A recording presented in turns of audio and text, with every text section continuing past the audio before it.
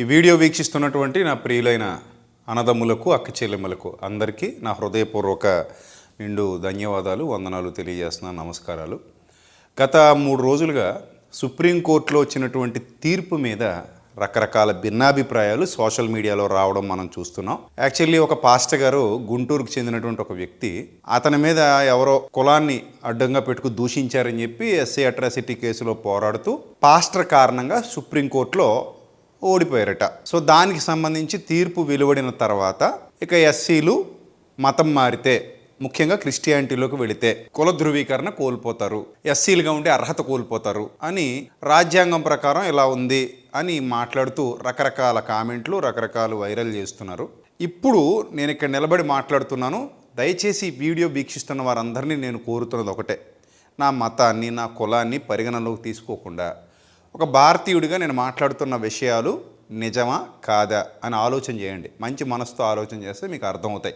లేదు నేను ఒక మూర్ఖత్వంతో, మూఢత్వంతో మాట్లాడతాను అనుకునే వాళ్ళు ఈ వీడియో చూడాల్సిన అవసరం లేదు, పూర్తిగా చూడాల్సిన అవసరం అంతకంటే లేదు. అలాగే ఈ వీడియో వీక్షిస్తున్న ఆత్మీయులకు చెప్తున్నాను, తప్పకుండా ఈ వీడియో మీరు లైక్ చేయడం ద్వారా, మీ విలువైన అభిప్రాయాన్ని కామెంట్ చేయడం ద్వారా ఇంకా అనేక మందికి ఈ వీడియో రీచ్ అవుతుంది. చాలామంది నిజానిజాలు తెలుసుకుంటారు. ఒక క్రైస్తవుడిగా నా బాధ్యత కేవలం నా విశ్వాసాన్ని ప్రకటించడం మాత్రమే కాదు, సమాజంలో జరుగుతున్న ప్రతి అంశం మీద చెడ్డవి మంచివి కూడా నా యొక్క భావాలు, నా భావ ప్రకటన తెలియజేసేటువంటి అవకాశం ఉంది కనుక నేను దాన్ని సద్వినియోగం చేసుకుంటున్నాను. ఇలా సద్వినియోగం చేసుకుంటూనే ఉంటాను. రైట్. ఇప్పుడు ఆ కోర్టు తీర్పులో ముఖ్యంగా ప్రకటించినటువంటి విషయం ఏమిటంటే, మీ క్రైస్తవ్యంలో కులాలు ఉండవు గనుక మీరు ఎస్సీ రిజర్వేషన్ పొందడానికి అర్హులు గారు, అలాగే ఎస్సీ అట్రాసిటీ చట్టాన్ని వినియోగించుకోవడానికి కూడా అర్హులు గారు. అదే చట్టంలో బౌద్ధ మతానికి వర్తింపజేశారు, సిక్కు మతానికి వర్తింపజేశారు. ఎప్పుడు జరిగింది ఇది అని అంటే 1949 నవంబర్ 26న మన రాజ్యాంగం ఆమోదించబడింది, ఆమోదం తెలిపారు. 1950 జనవరి 26వ తేదీ గణతంత్ర దినోత్సవం మీ అందరికీ తెలుసు, రిపబ్లిక్ డే మనం జరుపుకుంటాం. ఆ రోజు అమల్లోకి వచ్చింది. అదే 1950లో అంటే దాదాపు 6 నెలల తర్వాత ఆగస్ట్ నెలలో బాబు రాజేంద్ర ప్రసాద్ గారు రాష్ట్రపతిగా ఉన్నప్పుడు ప్రెసిడెన్షియల్ ఆర్డర్ ఒకటి పాస్ చేశారు. అందులో పారా నెంబర్ 3లో హిందూ మతస్థులు ఎవరైనా సరే ఆ మతంలో నుండి వేరే మతంలోకి వెళితే వారు తమ కులానికి సంబంధించిన రిజర్వేషన్లు కోల్పోతారు అని ఒక ప్రెసిడెన్షియల్ ఆర్డర్ రాష్ట్రపతి బాబు రాజేంద్ర ప్రసాద్ గారు తీసుకొచ్చారు. ఎప్పుడిది? రాజ్యాంగం అమలైపోయిన అంటే జనవరి 26 తర్వాత 6 నెలల తర్వాత జరిగినటువంటి సంఘటన ఇది. బాగా అర్థం చేసుకోండి. ఇప్పుడు ఏమని చెప్పారంటే, హిందూ మతంలో నుంచి ఎవరైనా ఒకవేళ మతం మారితే వాళ్ళు తమ రిజర్వేషన్లని, హక్కుల్ని కోల్పోతారు అన్నారు. దీని మీద సిక్కులు గట్టిగా పోరాటం చేశారు. సిక్కులు పోరాటం చేసేసరికి మరి మేము సిక్కు మతంలో ఉన్నాం కదా, మేము హిందూ మతంలో లేం కదా, హిందూ మతం వేరు సిక్కు మతం వేరు కదా, మాకు రిజర్వేషన్లో ఎందుకు పోతాయి, మాకు రావాల్సినవి ఎందుకు తీసేస్తారు అని గట్టిగా మాట్లాడేసరికి రాజ్యాంగ సవరణలు చాలా జరిగాయి కదా. ఇప్పటివరకు రాజ్యాంగ సవరణలు ఎన్నో జరిగాయి. నెహ్రూ గారి కాలంలో కూడా రాజ్యాంగ సవరణలు జరిగాయి. ఈ రాజ్యాంగ సవరణ జరిగించి సిక్కులకు అవకాశం కల్పించారు. ఆ తర్వాత మళ్ళీ 1990లో బౌద్ధ మతస్థులకు కూడా అవకాశం కల్పించారు. ఇప్పుడు హిందూ మతస్థులకు, బౌద్ధ మతస్థులకు, సిక్కు మతస్థులకు కూడా ఇది వర్తిస్తుంది. అంటే వాళ్ళు ఆ మతాల్లో ఉన్నప్పటికీ వాళ్ళ రిజర్వేషన్లు కోల్పోరు, వాళ్ళ కులాలు అలానే ఉంటాయి. ఇప్పుడు ఒక హిందూ బౌద్ధ మతంలోకి వెళ్ళిపోయినా, ఒక హిందూ సిక్కు మతంలోకి వెళ్ళిపోయినా ఆ వ్యక్తి యొక్క కులం మారదు. కానీ ఒక హిందువు క్రిస్టియన్గా మారినా, ఇస్లాంలోకి ముస్లింగా మారినా మాత్రమే అతని యొక్క కులం మారుతుంది. అసలు దీనికి ఏమైనా ఒక పద్ధతి ఉందా? మీరు అందరూ ఆలోచన చేయండి. ఏ లెక్కల ప్రకారంగా దీన్ని ఆమోదించాలి అని అంటే, మరి క్రిస్టియన్స్లో కులాలు ఉండవు కదా, ఇస్లాంలో కులాలు ఉండవు కదా, అందుకని ఇలా చేసి ఉంటారు అనేది కొందరి వాదన. ఇప్పుడు నేను మాట్లాడుతున్నాను, బౌద్ధంలో కులాలు ఉన్నాయా? కొన్ని విషయాలు మీకు చూపిస్తాను, జాగ్రత్తగా చూడండి. బుద్ధుడు బహుజన హితాయ బహుజన సుఖాయ అంటే అందరి హితం అందరి సుఖం అనే సూత్రంతో కుల అసమానతలు లేని సామాజిక వ్యవస్థను నిర్మించడానికి పాటుపడ్డాడు. అంటే కులం బోధనల్లో కాకుండా సామాజిక రాజకీయ నిర్మాణంలో కూడా కుల వ్యవస్థను ధిక్కరించాడు. అంటరాని కులం చండాలుల అనేవారిని కూడా సంఘంలో భిక్షువులుగా స్వీకరించడం, అంటే వారికి తన మతంలో అవకాశం కల్పించాడు. వారికి బ్రాహ్మణులకు సమాన హక్కులు ఇవ్వడం వంటి చర్యలతో అతను కుల వ్యవస్థ యొక్క ఆచారిక పద్ధతిని నేరుగా వ్యతిరేకించాడు. ఒక వ్యక్తి ఎవరి కులంలో పుట్టినా అతను ఏ పని చేస్తున్నాడో దాని ఆధారంగా నిర్ణయించాలని, అంటే బ్రాహ్మణుడైనా శిల్పి పని చేస్తే శిల్పిగానే చూడాలి, నిర్మాణ శిల్పి అయినా త్యాగిగా జీవిస్తే భిక్షువుగా గౌరవించాలి, అంటే ఈ కులాన్ని బట్టి అతని గౌరవం ఆధారపడి ఉంటుందనే భావనలో నుండి ప్రజలు బయటికి రావాలి అనే భావన ద్వారా కులం కాకుండా ధర్మకర్మ ఆధారంగా మానవ మూల్యాన్ని స్థాపించాడు. అంటే బుద్ధుడు కుల వ్యవస్థను సిద్ధాంతంగా నిరసించి సంఘంలో సమాన అధికార నిర్మాణం ద్వారా అమల్లో పెట్టి వ్యక్తిగత విషయాల్లో అంటరాని వారిని కూడా స్వీకరించడం ద్వారా 3 స్థాయిల్లో సిద్ధాంతం, సంఘం, ఆచరణ తిరస్కరించాడు. This is the main point. Next మరికొన్ని విషయాలు నేను చదువుతున్నాను, జాగ్రత్తగా చూడండి. బుద్ధుడు కుల వ్యవస్థను తీవ్రంగా వ్యతిరేకించి మానవుల గౌరవం జన్మ అనగా కులం ఆధారంగా కాకుండా వారి కర్మ, ప్రవర్తన ఆధారంగా నిర్ణయం అవ్వాలని బోధించాడు. అతని ధర్మోపదేశం ప్రకారం అందరూ సమానం, కులం, వర్ణం, మతం, లింగభేదాలు లేకుండా అందరూ నిర్వాణానికి ప్రవేశించే అధికారం ఉందని స్పష్టం చేశాడు. బుద్ధుడు చాతుర్వర్ణ కుల వ్యవస్థను సృష్టించిన ధర్మశాస్త్రాలను నిరసించి అవి మానవ సృష్టిలోని మూఢాచార్య మిథ్యాతత్వాలుగా సూచించాడు. అంటే ఏ చాతుర్వర్ణ వ్యవస్థ అయితే హైందవ మతంలో ఉందో దాన్ని బుద్ధుడు వ్యతిరేకించాడు. అలాగే బౌద్ధ మతం విగ్రహారాధనను వ్యతిరేకించింది. ఈ కులం వద్దు, అందరూ సమానం అన్నాడు. సో ఇంకా మీరు చూస్తే మనిషి గౌరవం బ్రాహ్మణ కులంలో పుట్టడం వల్ల కాదు, ఉచ్చ నీచత్వం జన్మ మీద కాకుండా కర్మ మీద ఆధారపడి ఉంటుందని అన్నాడు. అంటే కులం కాకుండా ప్రవర్తన ఒక వ్యక్తిని నిర్ణయిస్తుందన్న భావన తీసుకురావడం కూడా కుల వ్యవస్థకు విరుద్ధమే. అలాగే సంఘ జీవితంలో బౌద్ధ సరోజం, అంటే ఆ బౌద్ధ సంఘంలో బ్రాహ్మణులు, శూద్రులు, చండాలులు, అంటరాని శ్రేణి వారు కూడా ఒకే రకమైన భిక్షు స్థానం పొందినట్లు చరిత్ర చూపిస్తుంది. కాబట్టి ఈ వ్యవస్థ కులాలకు స్థానం లేని సమాజంగా ఆచరణలోకి తెచ్చాడు. ఇది బుద్ధిజంలో ఉన్నటువంటి వాస్తవం. సో బుద్ధిజంలో మనం ఏముందో చూసాం. ఇప్పుడు సుప్రీంకోర్టు ఏం చెప్పిందన్నారు, మీరు క్రైస్తవ్యంలో కులం లేదు కాబట్టి, మీరు క్రైస్తవ్యంలోకి మతం మారారు కాబట్టి మీ రిజర్వేషన్ రద్దు చేస్తున్నాం అన్నారు. మరి ఆ క్రైటీరియా ప్రకారంగా బుద్ధిజంలోనూ కులం లేదు. మరి బుద్ధిజంలో మారినప్పుడు ఎందుకు వారి యొక్క రిజర్వేషన్ రద్దు కావట్లేదు? 1990లో వారికి ఎందుకు వెసులుబాటు కల్పించారు? అంటే అంబేద్కర్ గారు రాజ్యాంగం రాసినప్పుడు లేనివి ఆ తర్వాత అమల్లోకి వచ్చాయి. ఎందు నిమిత్తం వచ్చాయి? ఇది నిజమైన ప్రజాస్వామ్య ప్రభుత్వమేనా? ఒక నిజంగా ఈ ఈ ఈ ప్రజాస్వామ్యంలో అందరికీ సమాన హక్కులు ఉన్నాయి, అందరం భారతీయులమే, అందరూ ఇక్కడే పుట్టాం, ఇక్కడ పుట్టి మతాలు మార్చుకుంటున్నారు, ఎక్కడి నుంచో వచ్చి ఇక్కడ మతాలు స్వీకరించట్లేదు. ఆ విషయాన్ని మీరు అందరూ గుర్తించాలి. మనుషులందరూ ఇక్కడే పుట్టి మతాలు మార్చుకున్నారు, వాళ్ళకి నచ్చిన మతంలోకి వెళ్ళిపోయారు. చాలామంది వెళ్ళారు. హిందువులు క్రిస్టియన్స్ అయ్యారు, క్రిస్టియన్స్ ముస్లిమ్స్ అయ్యారు, ముస్లిమ్స్ మళ్ళీ హిందూస్ అయ్యారు. ఇలా రకరకాల మతాలలోనికి వెళ్ళిన వాళ్ళు చాలామంది ఉన్నారు, వెళుతూనే ఉంటారు. ఎందుకంటే ఆర్టికల్ 25 ప్రకారంగా మనకి మత స్వేచ్ఛ ఉంది కదా. నువ్వు నీకు నచ్చిన ఏ మతంలోకైనా వెళ్ళిపోవచ్చు, నువ్వు నీకు నచ్చిన ఏ మతాన్నైనా హ్యాపీగా స్వీకరించవచ్చు, ఆ మతాన్ని అనుసరించవచ్చు అని రాజ్యాంగం చెప్పినప్పుడు మళ్ళీ నువ్వు ఈ మతంలోకి వెళితే నీ కులం, నీ రిజర్వేషన్ రద్దయిపోద్దని చెప్పటం, మళ్ళీ ప్రత్యేకంగా కొన్ని కులాల వాళ్లకు మాత్రమే వాటిని ఆపాదించడం ఎంతవరకు కరెక్ట్? ఇది రాజ్యాంగబద్ధమైనదా లేదా సవరించాల్సిందా? మీరు ఆలోచన చేయాలి. లేదంటే ఒక పని చేయాలి. ఎవరైతే మతం మారారు అని అంటున్నారో ఈ అంటరాని వాళ్ళందరినీ తీసుకెళ్లి ఉన్నత కులాల్లో కలిపేశారు అనుకోండి, రేపు పొద్దున వాళ్ళకు పుట్టబోయే పిల్లలైనా ఆ అంటరానితనం నుంచి, ఆ వివక్ష నుంచి విముక్తి పొందుతారు కదా. అలా అయినా చేయండి. దీని మీద కోర్టులు కూడా పునరాలోచన చేయాలి. న్యాయవాదులు, న్యాయమూర్తులు పునరాలోచన చేసి, అధికారులు పునరాలోచన చేసి దీని మీద ఖచ్చితంగా చర్యలు తీసుకుని ఖచ్చితంగా దీన్ని ఏమైనా మార్చగలిగే అవకాశం ఉంటే వెంటనే మార్చాలి. ఎందుకు మార్చాలి? ఒక విషయాన్ని మీరు గమనించండి. ఇప్పుడు నేను ఓసీ రెడ్డి కులంలో పుట్టా. నేను రెడ్డి కులంలో పుట్టినప్పుడు నా కులాన్ని నేను మార్చుకోలేను కదా. నా పుట్టినప్పుడు నాకు ఏ కులం ఉందో ఇంకా అదే కులం కంటిన్యూ అవుతుంది. ఒకవేళ నో క్యాస్ట్ అనేది భారతదేశం అంతా వచ్చేసింది అనుకోండి, కులాలు మొత్తం ఎత్తేసారు అనుకోండి, నాకు కులం ఉండదు, మీకు కులం ఉండదు, ఎవరికి కులం ఉండదు, రైట్? సో మతం అనేది అలా కాదు. మా అమ్మా నాన్నలు ఒక మతంలో ఉన్నప్పటికీ ఆ మతం నాకు నచ్చకపోతే నేను వేరే మతంలోకి వెళ్ళొచ్చు. రాజ్యాంగం కూడా మనకు హక్కు కల్పించింది. నేను వేరే మతంలోకి వెళ్ళే అవకాశాన్ని రాజ్యాంగం ఇచ్చింది. ఈ విషయాన్ని మీరు అందరూ గమనించండి. ఇక రెండోకి ఇంపార్టెంట్ పాయింట్ ఏంటంటే మతం మారిన తర్వాత ఎస్సీలను బీసీసీలోకి పంపిస్తున్నారు. బీసీసీ అని పంపిస్తూ ముందు ఏం చెప్పారు, క్రిస్టియానిటీలో క్యాస్ట్ లేదు కాబట్టి మీరు బీసీసీలోకి వెళ్ళాలి అంటున్నారు. బీసీసీ క్యాస్ట్ కదా. బీసీసీ అంటే ఏంటి ఒకసారి చూద్దాం. బీసీసీ అంటే వెనుకబడిన తరగతులు, కేటగిరీ సి. ఇది వెనుకబడిన తరగతులు, బీసీ వర్గంలో ఒక నిర్దిష్ట ఉపవర్గీకరణ. సామాజికంగా మరియు విద్యాపరంగా వెనకబడిన వర్గాలను వర్గీకరించడానికి ఆంధ్రప్రదేశ్ మరియు తెలంగాణ వంటి రాష్ట్రాల్లో దీన్ని తరచుగా ఉపయోగిస్తారు. ఇది సాధారణంగా విస్తృతమైన ఓబీసీ ఇతర వెనుకబడిన తరగతి సమూహం కిందకు వస్తుంది. అంటే మీకు కులం లేదని చెబుతూ మీరు మతంగా మారారు కాబట్టి కులాన్ని రిజర్వేషన్ వదులుకోవాలని చెబుతూ బీసీసీ అంటే మళ్ళీ ఈ కేటగిరీలో ఇంకో కులాన్ని అంటగట్టి ఎందుకు పెడుతున్నారు? మీరు ఆలోచన చేయండి. ఇప్పుడు కులమే లేదన్నప్పుడు నో క్యాస్ట్ సర్టిఫికేట్ ఇవ్వాలి. కులమే లేదన్నప్పుడు పోనీ ఓసీలో పడేయాలి, పట్టుకొచ్చి ఓసీలో పడేసినా మళ్ళీ కులం ఉన్నట్టే. ఇప్పుడు మళ్ళీ బీసీసీలో పెట్టారు అంటే మరి కులం ఉన్నట్టే కదా, కులం కోల్పోయినట్టు ఎట్ట అవుతుంది అక్కడ? ఇవి ఆలోచించాల్సినటువంటి విషయాలు.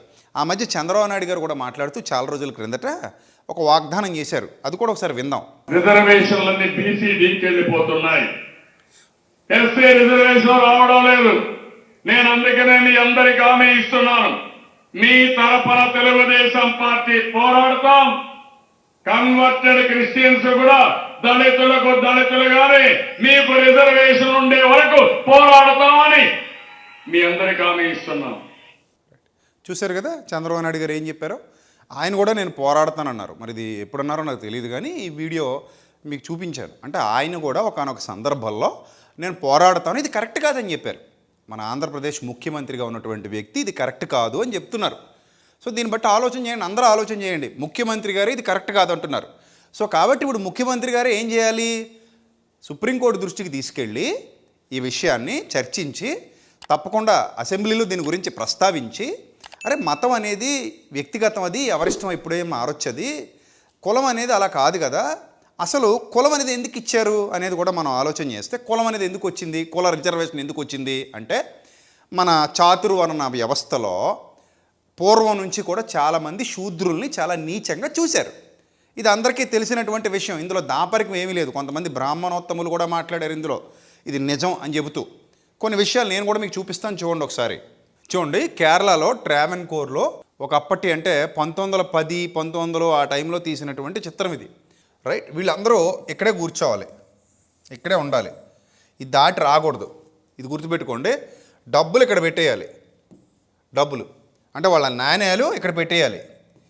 నాణ్యాలు ఇక్కడ పెట్టేసి సరుకుల కోసం పచారీ కొట్టుకెళ్తే అక్కడ ఉన్నటువంటి వ్యాపారవేత్తలు అంటే ఈ వ్యాపారం నిర్వహించేటువంటి వ్యక్తులు ఎవరైతే ఉన్నారో వాళ్ళు అక్కడ కూర్చొని ఉంటారు. వీళ్ళు ఇవ్వాల్సినటువంటి సరుకుల కోసం ఇవ్వాల్సినటువంటి డబ్బులు ఇక్కడ పెట్టేసిన తర్వాత వాళ్ళు ఇక్కడ కూర్చొని ఎదురు చూడాలి, దూరంగా ఉండాలి. వీళ్ళ గాలి కానీ వీళ్ళ నోట్లోంచి వచ్చే ఉమ్ము తుంపర్లు కూడా వాళ్ళ మీద పడ్డానికి లేదన్నమాట. అర్థమైందా? సో అలా ఉంటే అప్పుడు వీళ్ళ సరుకులు తీసుకొచ్చి వాళ్ళు ఎక్కడో మార్గ మధ్యలో పెడతారు, అప్పుడు వీళ్ళు వెళ్ళి సరుకులు తీసుకుని వెళ్ళాలి. ఇది విషయం ఇక్కడ చూడండి. అంటే ఒకప్పుడు శూద్రుల్ని ఇంత భయంకరంగా అవమానించి, ఇంత భయంకరంగా హింసించి, వాళ్ళు కొట్టి తిట్టి బాధ పెట్టి అసలు మనుషుల్లా కూడా చూడకుండా మూతికేమో ముంతగట్టి, ముడ్డికేమో చీపురు కట్టి, రోడ్ల మీద తిరగకూడదు, చెప్పులు లేకుండా నడవాలని చెప్పి బాధలు పెట్టినటువంటి పరిస్థితి 1910లో కూడా ఉంది మన భారతదేశంలో. అంటే స్వతంత్రం రావడానికి ఒక 30-40 సంవత్సరాల ముందు కూడా మన భారతదేశంలో ఇలాంటి పరిస్థితులు ఉన్నాయి. స్వతంత్రం వచ్చాక కూడా చాలా సందర్భాల్లో ఇలాంటివి మనం చూసాం.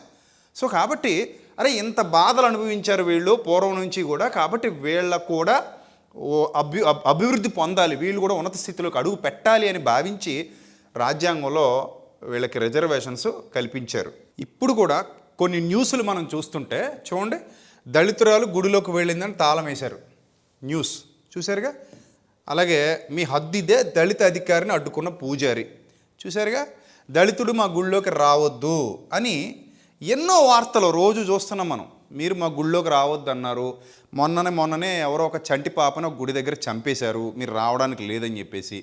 మొన్న ఒక యువకుడిని కొట్టారు. ఇవన్నీ ఇప్పటికీ జరుగుతున్నాయి. 1990స్లో ఏముంది అంటే 1900లో ఏముంది, 1910లో ఏముంది, అంతకు ముందే ఉంది, ఇప్పుడు కూడా ఉన్నాయి కదా ఇలాంటి పరిస్థితులు. ఇవన్నీ న్యూస్లో వచ్చినటువంటి, నేనేం చూపించాను, నేనేం కొత్తగా క్రియేట్ చేసినవి కావు, ఇవన్నీ న్యూస్లో వచ్చాయి. చూడండి, ఇదిగో దేవదాసి వ్యవస్థ, ఆయన వల్ల నేను కొన్ని నెలలకే గర్భవతి అయ్యాను. చూడండి, ఇది కూడా BBC న్యూస్లో వచ్చింది. ఆయన వల్ల నేను కొన్ని నెలలకే గర్భవతి అయ్యాను, నేను గర్భం దాల్చానని తెలిసినా ఆయనలో ఎలాంటి ఎమోషన్స్ కనిపించలేదు, ఒకరోజు నాకు చెప్పకుండానే వెళ్ళిపోయాడు. దేవదాసి, మమ్మల్ని పెళ్లి చేసుకోవడానికి మగవాళ్ళు ఎవరు ముందుకు రారు అని ఒక దేవదాసి, గుడిలో ఎప్పటికీ దేవదాసీలుగా ఉన్నవాళ్ళు ఉన్నారు, సాక్ష్యాలు ఇవన్నీ కూడా. ఎప్పటికీ దేవదాసి వ్యవస్థ అనేక ప్రాంతాల్లో ఉంది, ఇప్పటికే ఉంటే ఏంటి 2026 నాటికే ఇంకా కనబడుతుంటే 1900లో స్వతంత్రానికి ముందు ఎలాంటి భయంకరమైన పరిస్థితులు మన దేశంలో ఉండేవి. సో ఇలాగా ఇబ్బందులు పడిన వాళ్ళకి రిజర్వేషన్స్ కల్పించారు. వీళ్ళ జీవితాలు కూడా బాగుండాలి, ఆ మూఢ విశ్వాసాల నుంచి బయటికి రావాలి, ఆ అంధవిశ్వాసాల నుంచి బయటికి రావాలి అని చెప్పేసి కల్పించారు వీళ్ళకి. దీన్ని మీరు మానవీయ దృక్కోణంతో చూడాలి, కానీ వేరేగా ఆలోచిస్తే ఎలా కుదురుతుందో ఒకసారి అందరూ ఆలోచన చేయండి. నెక్స్ట్ అంబేద్కర్ గారు కూడా ఏం మాట్లాడారు, ఆయన గురించి మమ్ముట్టి గారు ఒక సినిమా తీశారు. ఆ క్లిప్ ఒకసారి చూద్దాం, ఏం మాట్లాడారో ఒకసారి ఆ క్లిప్ చూద్దాం. నేను ఒకసారి ప్లే చేస్తాను, మూవీలో క్లిప్ ఇది, అంబేద్కర్ గారి జీవిత చరిత్ర తీశారు. ఆ క్లిప్ ఒకసారి చూద్దాం. అదృష్టవశాత్తు నేను హిందూ అస్పృశ్యుడిగా పుట్టాను. దాని కాదని చెప్పే హక్కు నాకు లేదు. కానీ ఈ హేయమైన పరిస్థితుల్లో జీవించడాన్ని కాదని తిరస్కరించే హక్కు నాకుంది. నేను పుట్టుకతో హిందువునైనా ఈ రోజు ప్రమాణం చేస్తున్నాను, నేను ఖచ్చితంగా హిందువుగా చావను. ఇక నేను హైందవుని కాదు, అంటరాని వాడిని కాదు, నేను విముక్తి పొందిన వాడిని, స్వేచ్ఛాశీలు. నేను ఇక హిందూ దేవుళ్లను పూజించను, హిందూ ధర్మాలను పాటించను. రైట్. సో ఈ మూవీలో బిట్టిది యాక్చువల్లీ అంబేద్కర్ గారు ఏదైతే చెప్పారో, తన జీవితంలో ఏదైతే రాశారో, ఏ మనుధర్మ శాస్త్రాన్ని అయితే తగలబెట్టారో దాన్ని బేస్ చేసుకుని తీసినటువంటి మూవీ. సో ఈ మధ్యకాలంలో కూడా చాలా మూవీలు వస్తున్నాయి, చాలా రోజులుగా మూవీలు తీస్తున్నారు, కానీ కొన్ని మూవీలు చరిత్రను వక్రీకరించి తీస్తున్నారు.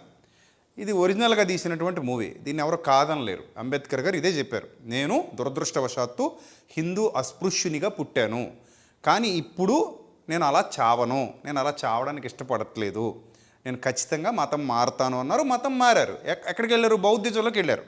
ఇప్పుడు బుద్ధిజంలోకి వెళ్ళినప్పుడు బుద్ధిజంలో కులాలు లేవు, బుద్ధిజంలో చాతుర్వర్ణ వ్యవస్థ లేదు, బుద్ధిజంలో విగ్రహారాధన లేదు, బుద్ధిజంలో ఏవీ లేవు. అంటే హిందూ మతానికి క్వైట్ ఆపోజిట్గా బుద్ధిజం ఉంది. కాబట్టి ఆయన బుద్ధిజంలోకి వెళ్ళిపోయాడు. ఇప్పుడు ఆయన రాసినటువంటి, అంటే ఆయన కమిటీ రాసినటువంటి రాజ్యాంగంలో మీరు మతం మారితే కులం మారిపోతారు, రిజర్వేషన్లు కోల్పోతారని ఆయన ఎందుకు పెడతాడు? ఆయన పెట్టింది కాదు అది.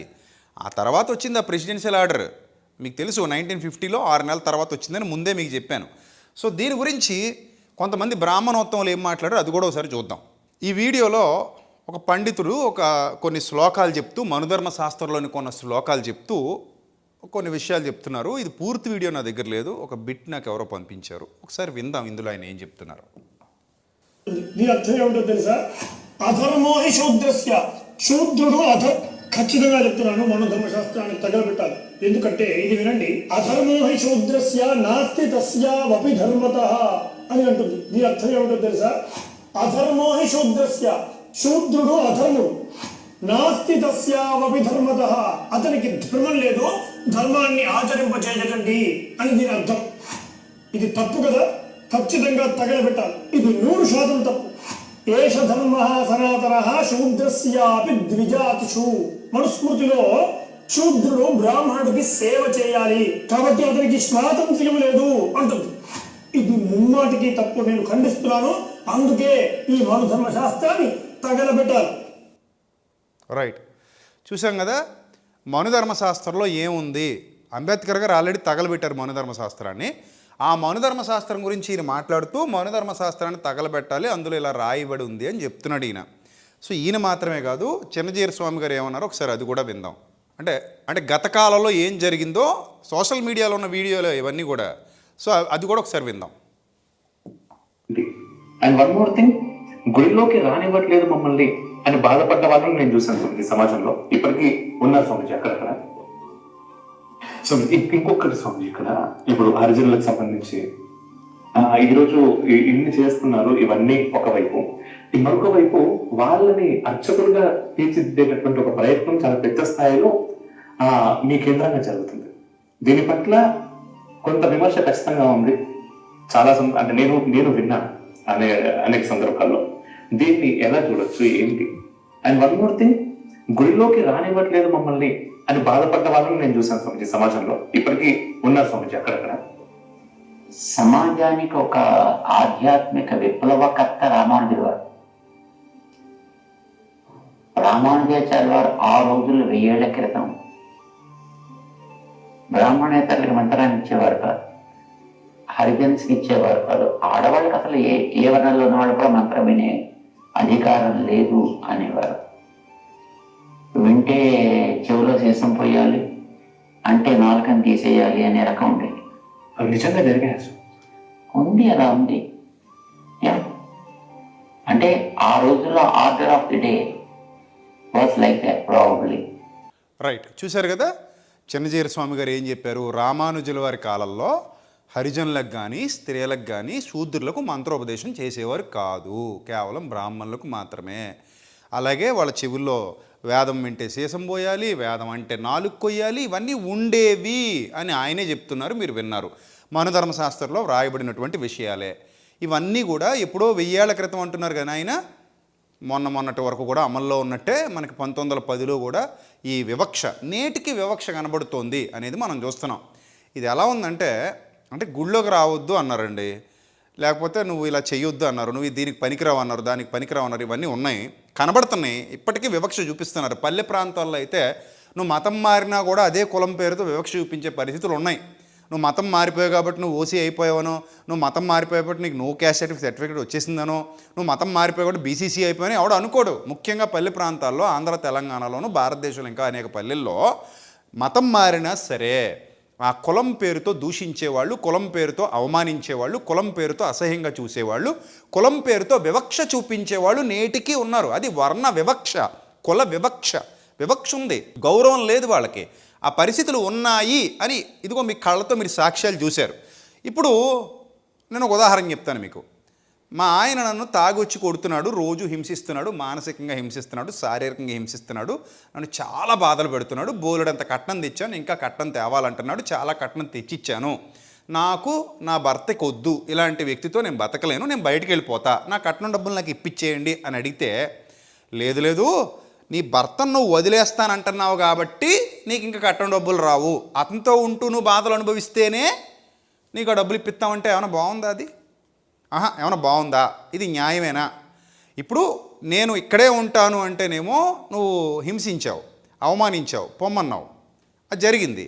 ఇప్పుడు పోయినోడు ఎవరిష్టం వాడిది పోతాడు, పోయినోడు పోతాడు, వచ్చినోడు వస్తాడు, ఎవరిష్టం వాడిది. విశ్వాసం కదా ఇది, విశ్వాసం అనేది ఎవరిష్టం వాళ్ళది. అది మనం యాక్సెప్ట్ చేయగలగాలి. నువ్వు ఇక్కడే ఉండాలి అని చెప్పినప్పుడు దానికి ఇవి కంట్రోల్ చేయగలగాలి, ఈ తప్పులన్నీ దిద్దుకోగలగాలి. సరే అవి చాలా వరకు దిద్దుకున్నాం అని చెప్పినా ఇప్పటికే సమాజంలో కనబడుతున్నాయి, వీటిని కూడా కంట్రోల్ చేయగలగాలి. పెద్దవారే ఒప్పుకుంటున్నారు కదా, నేనేం కొత్తగా మాట్లాడట్లేదు. సో ఇప్పుడు పాయింట్కి వచ్చేస్తే మనం, నువ్వు మతం మారావు కాబట్టి నీకు రిజర్వేషన్ పోద్ది అంటే, ఇప్పుడు మతం మారగానే అతని ఆర్థిక పరిస్థితుల్లో కానీ సామాజిక పరిస్థితుల్లో కానీ ఏమైనా మార్పులు వస్తాయా? మనసులో వస్తుందండి మార్పు మతం మారితే, అంతే కదా. ఇప్పుడు నేను మతం మారాను, ఏ విశ్వాసంలోకి అయితే వెళ్ళానో ఆ విశ్వాసంలో, ఆ ఆధ్యాత్మిక భావనలో మునిగి తేలుతూ ఉంటాను, అంటే నా మనసులో, నా అంతరంగంలో మార్పులు వస్తాయి. అంతేగాని నా ఆర్థిక పరిస్థితుల్లో, నా సామాజిక పరిస్థితుల్లో మార్పులు ఏమి రావు కదా. ఇప్పుడు నేను సడన్గా మతం మారితే నేను కలెక్టర్ని అయిపోతానా? మతం మారితే తను కోట్లు వచ్చి పడిపోతాయా? ఏముంటుంది? మతం అనేది విశ్వాసం. ఎవరు ఏ మతంలోకైనా వెళ్ళిపోవచ్చు, ఎవరు ఏ మతంలోనైనా ఉండొచ్చు. అది మనకు ఆర్టికల్ 25 ఇచ్చిన స్వేచ్ఛ కదా అది మన భారతదేశంలో. నువ్వు ఏ మతంలోకైనా వెళ్ళిపోవచ్చు అని చెప్పింది అదే రాజ్యాంగం, నువ్వు ఏ మతంలోకైనా స్వేచ్ఛగా వెళ్ళొచ్చు అని చెప్పింది అదే రాజ్యాంగం. ఇప్పుడు మళ్ళీ నువ్వు మతం మారితే ఇలాగ అయిపోద్దని చెప్తున్నది అదే రాజ్యాంగం. అది కేవలం మళ్ళీ ఇస్లాం వారికి, క్రైస్తవులకి మాత్రమే.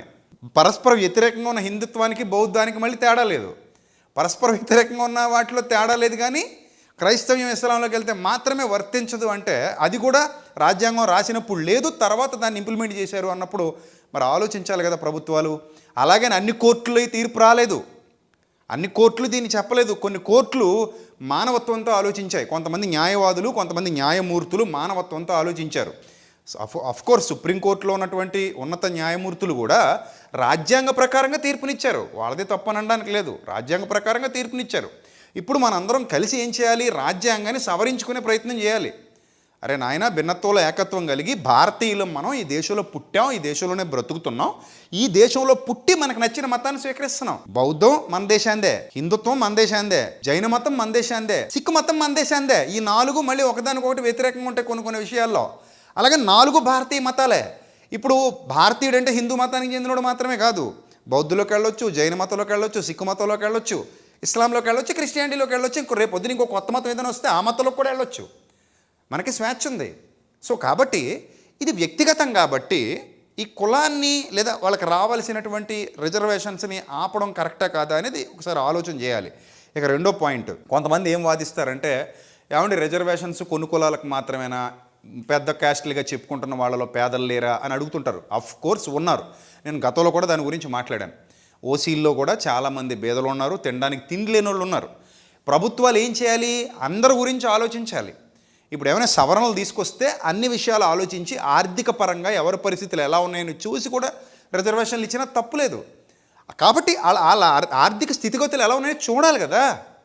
అవన్నీ ప్రభుత్వాలు తీసుకోవాల్సినటువంటి నిర్ణయాలు. కానీ ఏళ్ల తరబడి మన రాజకీయ నాయకులు కూడా ఒకే అంశం మీద అలా ఏదో వెళ్ళిపోతున్నారు తప్ప, అరే సమాజంలో పరిస్థితుల్లో మార్పు తీసుకురావాలని ఆలోచించే వాళ్ళు ఎంతమంది ఉన్నారు? మీరే ఆలోచన చేయండి. అలా అని అన్ని కోర్టులు అదే చెప్పట్లేదు. కొన్ని కోర్టుల్లో కొందరు న్యాయమూర్తులు వేరే విధంగా తీర్పునిచ్చారు. అది కూడా ఒకసారి చూద్దాం. మద్రాస్ హైకోర్టు కీలక తీర్పు. చర్చికి వెళితే కులం పోదు. చూడండి జాగ్రత్తగా. మత భావాలను బూచిగా చూపించి రిజర్వేషన్ల కోత పెడదామంటే కుదరదన్న విషయాన్ని స్పష్టం చేస్తూ తాజాగా మద్రాస్ హైకోర్టు కీలక తీర్పునిచ్చింది.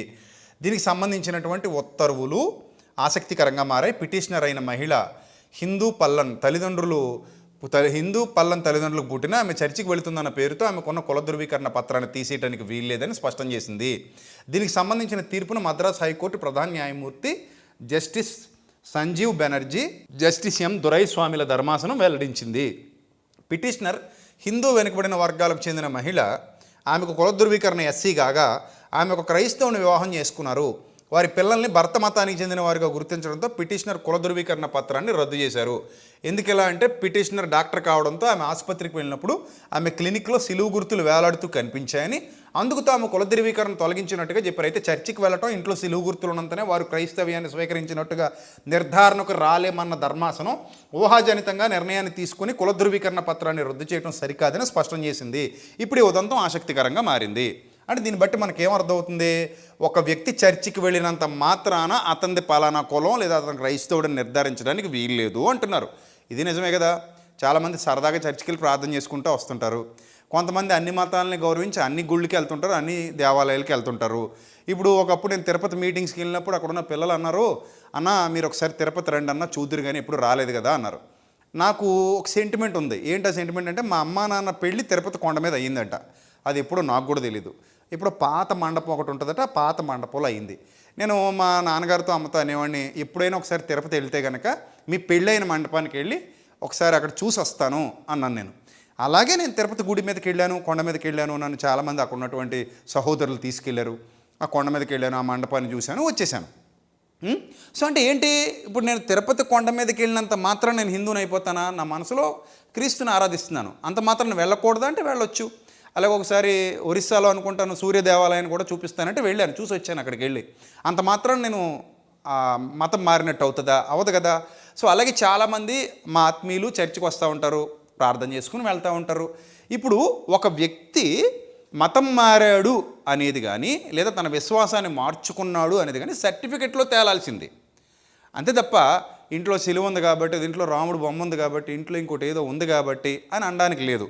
రెండోది, రాజ్యాంగపరంగా ఇలా ఉంది కదా అంటే హక్కుల్ని కాలరాస్తున్న విషయాలు రాజ్యాంగంలో ఉన్నప్పుడు మనం రాసుకున్న రాజ్యాంగమే కాబట్టి, మన కోసం రాసుకున్న రాజ్యాంగం కాబట్టి, మన శ్రేయస్సు కోసం రాసుకున్న రాజ్యాంగం కాబట్టి, మొదట లేనిది 1950లో చేర్చారు కాబట్టి చేర్చిన దాన్ని సవరించమని అడిగే హక్కు కూడా మనకు ఉంటుంది కదా. ఉంటుందా ఉండదా? ఆలోచన చేయండి ఒకసారి. ఇప్పుడు అలా చేర్చిందని సవరించమని హక్కు ఉంటుందా ఉండదా? ఇప్పుడు ఒక బౌద్ధ మతంలోకి వెళ్ళినోడికి హక్కులు కల్పించి, ఒక సిక్కు మతంలోకి వెళ్ళినోడికి హక్కులు కల్పించి, ఒక క్రైస్తవ్యంలోకి ఇస్లాంలోకి వెళ్ళినోడికి మాత్రమే తీసేస్తానంటే ఎట్ట కుదురుద్ది? వాళ్ళు మనుషులు, మేము మనుషులం కాదా అని అంటే అది న్యాయమే కదా? మీరు ఆలోచన చేయండి. ఇప్పుడు ఒక హిందూ బౌద్ధంలోకి వెళ్ళినా కులం మారదు, ఒక హిందూ సిక్కు మతంలోకి వెళ్ళినా కులం మారదు. కానీ ఒక హిందూ క్రిస్టియానిటీలోకి వస్తే, ఇస్లాంలోకి వస్తే కులం పోద్ది లేదా రిజర్వేషన్ పోద్ది అంటే ఎంతవరకు కరెక్ట్? ఇది కూడా ఆలోచన చేయాలి ఒకసారి. అలాగే మరో కోర్టు తీర్పు చూద్దాం. మతం మారవచ్చు కానీ కులం కాదు సుప్రీంకోర్టు. అదే సుప్రీంకోర్టు ఇచ్చిన తీర్పుకు సంబంధించినటువంటి న్యూస్ ఇది. మతం మారొచ్చు కానీ కులం మారదు. ఒక వ్యక్తి మతం మారొచ్చు కానీ కులం మారలేరని సుప్రీంకోర్టు స్పష్టం చేసింది. ఒక కులంలో పుట్టిన వ్యక్తి చివరి వరకు అదే కులం రిజర్వేషన్లో కొనసాగుతారని తీర్పిచ్చింది. పంజాబ్కు చెందిన ఎమ్మెల్యే మహమ్మద్ సాదిక్ ఎస్సీ కేటగిరీకి చెందిన వర్గీయుడు. అతడు సిక్కు మతం స్వీకరించి ఎస్సీ రిజర్వ్డ్ బడౌర్ నుంచి పోటీ చేసి గెలవగా ఎన్నిక చెల్లదని పంజాబ్ హైకోర్టు స్పష్టం చేసింది. తాజాగా దీన్ని సుప్రీంకోర్టు కొట్టేసింది. చూడండి, అంటే అదే సుప్రీంకోర్టులో కొన్ని ఇలాంటి వార్తలు కూడా వినబడుతున్నాయి. అదే సుప్రీంకోర్టులో మొన్న మీరు ఏదైతే ఈరోజు సోషల్ మీడియాలో బాగా హైలైట్ చేస్తున్నారో ఆ న్యూస్లు వచ్చాయి, అదే సుప్రీంకోర్టులో ఈ న్యూస్లు కూడా వచ్చాయి. సో కాబట్టి చూడండి, ఆలోచన చేయండి ఒకసారి. ఇప్పుడు న్యాయమూర్తులు, న్యాయవాదులు, పెద్దలు, అధికారులు, ఇంతకు చంద్రబాబు నాయుడు గారు చెప్పినట్టుగా ఇలాంటి పెద్ద వాళ్ళందరూ కూర్చొని ఆలోచన చేసి, అరే ఇది కరెక్ట్ కాదు, ఇది సామాన్యుడి హక్కులకు భంగం కల్పించటం. ఇప్పుడు మతం అనేది వ్యక్తిగత స్వేచ్ఛ అని రాజ్యాంగంలోనే ఉన్నప్పుడు మళ్ళీ వాడు మతం మారాడని చెప్పి కాళ్ళు నరికేయటం, అతనికి వచ్చే ఆ ఉపాధి అవకాశాలు పోగొట్టడం, అతని ఆర్థిక స్థితిగతుల్ని తారుమారు చేయాలని చూడటం, ఇదంతా పైశాచికత్వం కాదా అని ఒకసారి ఆలోచన చేయాలి. ఇక లేదు, కొంతమంది మేధావులు మాట్లాడుతున్నట్టుగా అసలు రిజర్వేషన్స్ మొత్తం తీసేసి ఆర్థిక స్థితిగతుల్ని బట్టి ప్రజలకు ఏదో చేయాలి అన్నా కూడా మరి సమాజంలో ఈ దారుణమైన ఈ వివక్ష ఎలా ఆగుతుంది, దాని మీద ఎలాంటి చట్టాలు చేస్తారు కూడా నిర్ణయం తీసుకోవాలి. ఇంకా అంతెందుకండి, సోషల్ మీడియాలో ఎంత దారుణమైన కామెంట్లు మీరు చూడండి. ఒక హిందూ గ్రంథానికి సంబంధించి ఎవరైనా స్వాములు కానీ ప్రవచనకర్తలు కానీ ఏమైనా ప్రవచనాలు చెప్తున్నప్పుడు దాని కిందకెళ్ళి బూత్ కామెంట్లు పెట్టే వాళ్ళ సంఖ్య తక్కువ ఉంటుంది. ఒకవేళ ఉన్నా కూడా అరాకొర 2-3 ఉండొచ్చు, నేను కాదని అనట్లేదు. ఇక్కడ ఇలాంటి వీడియోల కింద పచ్చి బూతులు మాట్లాడుతూ కామెంట్లు చేస్తున్న వాళ్ళు చాలామంది ఉన్నారు. నా వీడియోల కింద కూడా నేను ఎవరినేం అన్న ఎప్పుడు కూడా నేను ఏ మతాన్ని దూషించను, నేను అందరినీ ప్రేమిస్తా, అందరినీ గౌరవిస్తా. అలాంటిది మా వీడియోల క్రింద కూడా నువ్వు మతం మారినవాడు అలాగా ఇలాగా అని చెప్పి కామెంట్లు పెడుతుంటారు. నాకు చిరాకు వస్తుంది. అరే నా ఇష్టం ఇది, నా ఇష్టాన్ని నేను ఏమైనా అంటే నువ్వు బాధపడాలి, నేను ఏమైనా తక్కువ చేసి మాట్లాడితే నువ్వు బాధపడాలి, నేను కించపరిస్తే నేను మాట్లాడితే బాధపడాలి.